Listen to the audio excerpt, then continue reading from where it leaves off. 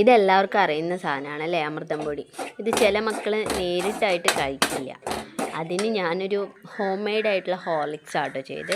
കുറച്ച് ബദാം, കുറച്ച് കടല, കുറച്ച് പാൽപ്പൊടി, പിന്നെ നമ്മുടെ അമൃതം പൊടി ആദ്യം ഒന്ന് ചൂടാക്കിയ ശേഷം മാറ്റിയിട്ട് അതിലേക്ക് ബദാം ആവശ്യത്തിനനുസരിച്ച് എടുക്കുക. ബദാം, പിന്നെ കടല നന്നായിട്ട് ഫ്ലെയിം നോർമൽ തീ കുറച്ച് വെച്ചിട്ട് നന്നായിട്ട് ചൂടാക്കുമ്പോൾ നന്നായിട്ട് അതൊരു പൊട്ടിയിട്ടൊക്കെ വരുന്ന പോലെ നമുക്ക് സൗണ്ട് വരും, അതിങ്ങനെ പൊട്ടുന്ന സൗണ്ട്. അപ്പോൾ അത് മാറ്റിയിട്ട് ഒരു ജാറിലേക്ക് മാറ്റുക.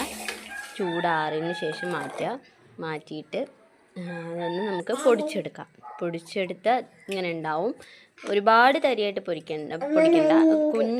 ചെറിയ മക്കളാണെങ്കിൽ നന്നായി പൊടിക്കുക. കുറച്ച് ഒരു 2 വയസ്സിന് മുകളിലുള്ള കുട്ടികളാണെങ്കിൽ ഒന്ന് തരിയായിട്ട് പൊടിച്ചിട്ട് ഇതേപോലെ പാൽപ്പൊടി ഇടുക.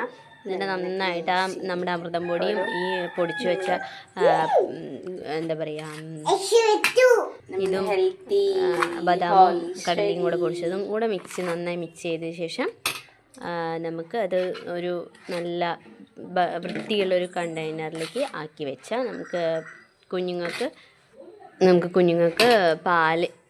പാല് കുടിക്കുമ്പോൾ അവർക്ക് പാല് കുടിക്കുമല്ലോ, അപ്പോൾ അതിലേക്ക് ഒരു സ്പൂൺ ഇട്ടിട്ട് നന്നായിട്ട് മിക്സ് ചെയ്തിട്ട് കൊടുക്കുക. ഞാനെൻ്റെ മോൾക്ക് ഇങ്ങനെയാണ് കൊടുക്കാറ്.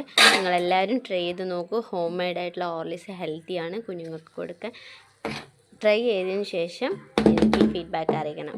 Okay, bye guys. Home made Horlicks.